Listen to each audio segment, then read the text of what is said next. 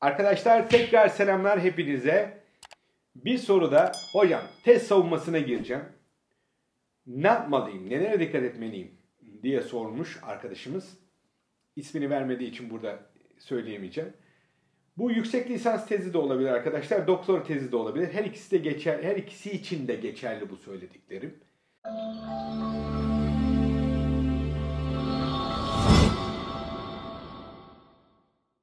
İlk önce test savunması verecekseniz güzel bir PowerPoint slide hazırlamanız lazım. Tezinizi anlatan bir slide.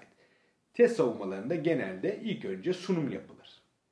Ve tezde neler yaptınız bir önlerine sunarsınız hocalar.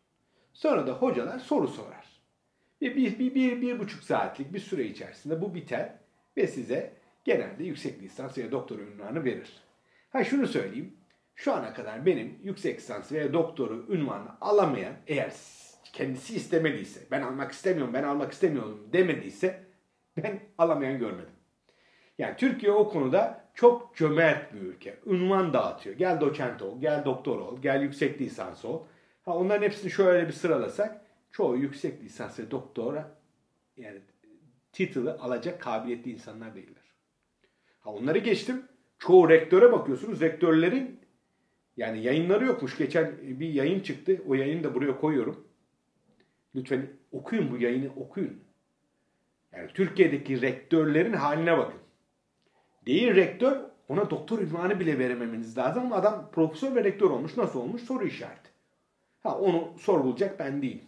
Gitsinler sorgulasınlar. Fakat eğer bu işi hakkıyla yapmak istiyorsanız lütfen siz dikkat edin. Liyakatli olun ve hakkıyla yapın, içiniz rahat olsun. Bunun için güzel tezimizi hazırladık, bitti kabul ediyorum bakın. Tez konularıyla ilgili videolarıma bir bakın. Tezinizi yazdınız, sonuçlarınız, bulgularınız var. Güzel bir PowerPoint sunusu hazırladınız.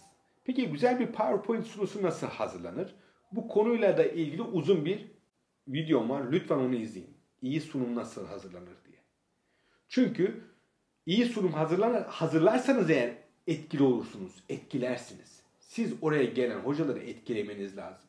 Sadece verilerinizde değil, o verilerinizi sunmanızla da etkilemeniz gerekiyor.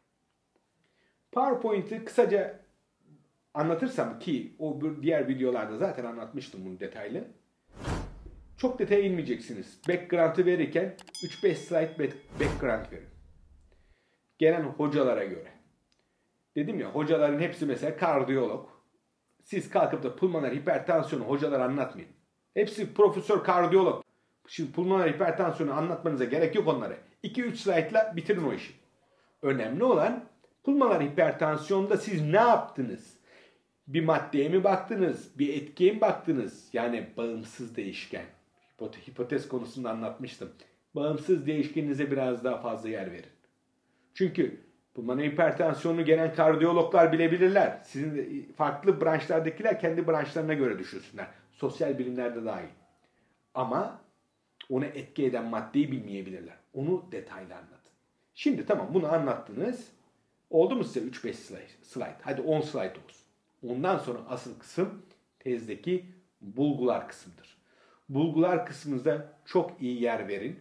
Fakat bu bulgular kısmından önce tabii ki hipotezinizi anlatacaksınız, onu anlatacaksınız. Onları diğer videoda anlattığım için çok detaya girmiyorum. Buradaki önemli olan şey, sizin püf noktası olarak vereceğim, bulgular kısmında yani materyal metotta hangi yöntemleri kullandığınız konusuna çok iyi çalışın. Ben gelen yüksek lisans ve doktor öğrencileri sınavında sorduğum sorulardan biri yöntemlerdir. Gerçekten bu adam yaptığı işi biliyor mu onu öğrenmek isterim. Nasıl yaptın sorusunu sorarım. Neden yaptın? Bunları tatminkar cevap alıyorsam, tatmin oluyorsam tamamdır. Bu adam işini bilerek yapmış. Ama ben soruyorum, işte verdik öbür laboratuvar yaptı, neden yaptığını bilmiyorum. Olay bitmiştir. O adam ne yüksek lisans olur ne doktor olur. Ne yaptığını bilmiyor çünkü. Dolayısıyla ilk önce siz ne yaptığınızı bilin. Materyal ve metot kısmına iyi çalışın. Neyi nasıl yaptığınızı çok iyi bilip cevap vermeniz lazım. Ve yaparken bir sıra içerisinde anlatacaksınız. İlk önce bunu yaptık, neden yaptık nasıl yaptık? Bunları anlatın. Neden nasıl anlattıktan sonra bundan dolayı şuna baktık, nasıl baktık, şu teknikte baktık. Bir teknik söylüyorsunuz mesela ELISA tekniği ya da PCR. Primerleri nasıl dizayn ettim? PCR'daki kondisyonları bana anlatır mısın gibi daha detay teknik sorular da sorarım. Neden? Gerçekten o işi bilerek yapıp yapmadığını öğrenmek isterim. Ya ben bir yerde müdür yardımcısıydım. Güya doçent olan tipler var, tamam mı, etrafta? Real time PCR denen bir PCR var. Hani şu anda Covid testini yaptığımız PCR. Sadece bir soru sordum. Melting curve nasıl bulunuyor burada? Yani nasıl görüyorsunuz? Adamın bana verdiği cevap nedir? Bayanındı daha doğrusu. Kadının verdiği cevap şuydu. Hocam biz sample'ı, numuneyi buraya koyuyoruz. Sonuçları buradan alıyoruz. Onu bilmiyorum.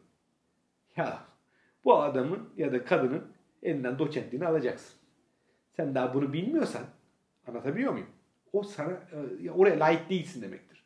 Ha, bu utanç içinde çalışırlar, o ayrı konu, tamam mı? O utanç her zaman vicdanlarında yaralar onları. Çünkü neden? Oraya layık olmadığını bilirler. Siz bunun gibi olmayın. Sizler hakkıyla işinizi yapın. Dolayısıyla neyi, nasıl yapacağınızı ilk önce bilin. Tamam mı?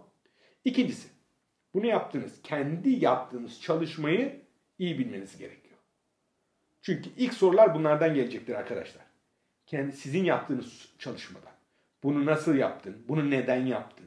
Bunu yaptın, buradaki sonuç ne anlama geliyor gibi sorular gelir. Hatta en sonunda tamam bunları yaptın. Bunu nasıl ilerleteceksin? Gelecekte neler yapabilirsin? Bunun üzerine neler koyabilirsin gibi sorular gelir. Sonrasında ise hocaların branşlarına bakın. En çok hangi konularda yayın yapmışlar ve özellikle lisans derslerinde hangi konuları anlatıyorlar. Şimdi bu hocalar da bakma atıp tutarlar ama her konuyu bilmezler. En çok lisans derslerinde anlattıkları konuya aşinadırlar. Dolayısıyla oralardan daha çok soru sorarlar. Umarım yardımcı olabilmiştir. Dediğim gibi püf noktalarını size anlatmaya çalıştım. Daha çok var ama en önemlileri bunlar. Bunlardan geçerseniz diğerlerini elimine etmeniz daha kolay. Dolayısıyla en önemlisi bu iki tane püf noktasının üzerinde durun. Özellikle yüksek lisans ve doktora tezine girecek olan adaylar. Eğer sorularınız varsa lütfen yorum kısmında yazınız. Bununla birlikte videoları olabildiğince fazla kişiye ulaştırmak için başka platformlarda paylaşmanızı rica ediyorum. Ne kadar çok paylaşılırsa o kadar fazla soru ve o sorulara da yeni videolar gelecektir. Hepinize iyi günler dilerim.